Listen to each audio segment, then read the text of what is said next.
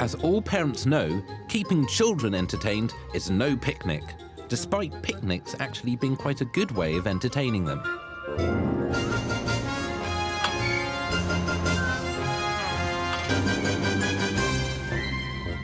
The everyday reality of childcare is a long, hard grind that can often end in tears and tantrums. And that's just the children, or the parents. I don't really know how that kind of joke works. As Channel 4's official personification of a gadget, it's my pleasure, but it's also very much my duty to suggest that perhaps Gadget might be able to take up the slack of this pesky parenting business. Parenting is exhausting. I prefer gadgeting. This playmat T-shirt means you always get a massage while the kids amuse themselves. The daddle is a saddle for a dad. If your kids are harder to impress, then show them this. A machine that uses helium and foam to make floating shapes. There are super gadgets for older kids, assuming they've been financially prudent. And even super gadgets for babies. This is spring-loaded, so before it hits the ground, it will close and protect the teat. Look at that. The dirt is just on the outside. OK? There. Happy? Happy. There's a massive raft of gadgets I'll be showing you that can make parenting less of a chore. But I'm also determined to invent a contraption of my own that will take the strain out of the whole tootin' thing. Now, like an absolute plum, I've agreed to look after a bunch of children next week, and I'll do that. I'll honour that promise. But surely there must be a way of doing this without directly interacting with these small people. I wish to build a playground where parents don't have to push swings or twirl roundabouts. This concept of hands-off childminding has been around for years, and while devices like this robot stroller somehow never took off, maybe I can take inspiration from a modern-day equivalent. Look at me! You know what to see. See a bad mother. This is a bike and stroller in one. The handling of this is fine, but you don't want to go too fast. It can convert from this into a stroller. OK, so this comes out. The baby is very calm at this point. Take the seat down, like that. This comes over the top, down. You pick up the child who has remained calm throughout this procedure. Look at that. I can just move this buggy off, and then later on I could put it back into a bike. Look at the faces of envy as I pass them. Look, watch this. Yeah, that's right. That scowl is correct. It was a bike. You missed the best bit earlier. It was a bike. All that folding is too much darn effort for my liking. So I've asked 3 real humans to try out some other parent-friendly prams. And this self-folding stroller romped to victory. From a sort of gadgety point of view, that is crazy. This panel on the back is quite good because if you're a bit of a fitness freak, then it can tell you how fast you're walking and stuff. And also, of course, it does go up and down. That's just fun all day. Look at that. That's a pleasure. Now, I think this is the key to the success of my playground. It needs to be fully automated. I need to be able to do no work apart from occasionally press a button. Building a playground that looks after children itself sounds like a job for my engineering friend and wrestling companion, Gary.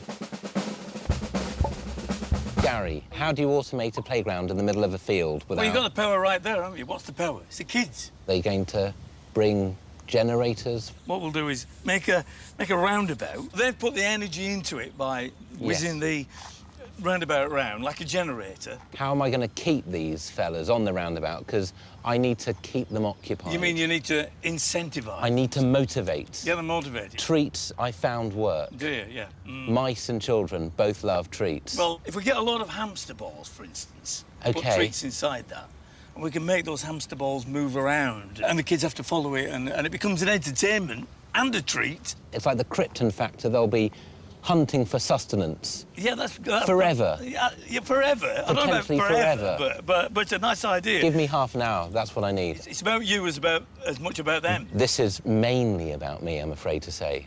Let's give it a try. OK, well, do it. Don't sign anything, because I want to take credit. I'm heading to the patent office now to register it in my name. Oh. All right. While Gary and his employees start making an automated playground inspired by my findings so far, I'm going to research more hands-off parenting gadgets with a stunt baby called Monroe and the non-stunt mum they call Denise van Outen. Oh, look! Do you feel like you're flying? Yeah. Do you feel slightly like you're skydiving in a way that is pleasing? Do you know what? I actually quite bought good. one for me. Yeah. What do we think, Monroe? Do you like it? Monroe approves, but before long she'll probably start crying like the baby she is. Look at this. It's called Why Cry. Put it near to the baby and it tells you the reason why it's crying. Really? Bored, annoyed, hungry, stressed or sleepy. Those are the 5 reasons. Right, OK. It claims to be 90% accurate. It's going with hungry. So that is I the am, sound. actually. But what about that stressful period when bath, tiredness and bedtime combine in a perfect storm? Here are some smart pyjamas, a variety of different dotted configurations, which, when on, you scan with your phone and it comes up with a story that you can read. These PJs contain 47 different tales. Your kids could even scan themselves and the app would read the story out automatically. The tortoise and the hare. I'm guessing the idea of this is that if you're travelling and you don't want to take books or anything with you, then Yes. it kind of saves space. Next, a gadget to rock your child to sleep so you don't have to. There are various types of rocking motion it can make. Tree swing, kangaroo, car ride. I'd like to try the car motion because OK. when I struggled to get my daughter Betsy to sleep, You make her drive. I always used to put her in a car seat and go for a drive. I think a winner with Monroe. Kangaroo, I can't imagine, is a sensation that many babies feel normally. Oh, Oh, hello. what's going on The there? kangaroo's obviously encountered some difficulties and is negotiating brush. I definitely would buy this for my baby. OK. I think it's a really good idea. It seems particularly comfortable, safe, and look, Monroe's seal of approval. Big thumbs up. OK, endorsed. OK, so we'll place Monroe down. Down you go. There we go. It's bedtime, sleepy time. Now, rocking the crib. Oh, right. We have something that is automated called the lullabub, and what it does is it rocks the cot for you. OK. That you can use under any cot. You can use under any cot which has legs. Look, you So can there see you go. there is movement. It's slightly oscillating. But it's this piece of futuristic French technology that gives us a glimpse into the Daft Punk era of childcare. What on earth is that? Well, this is the Now robot. OK, it's a programmable robot that can assist you with parenting. Costing around 10 large, it uses cameras and a voice synthesizer to interact with children. According to the UN, robots like these will soon be considered as essential as a family car. I like your hair. Thank you. See? Just the one fan, then. Think of it as a nanny that looks exactly like a robot. I work with children all the time. I love it. Exactly. Loves children. Loves children. I can help you send the baby to sleep.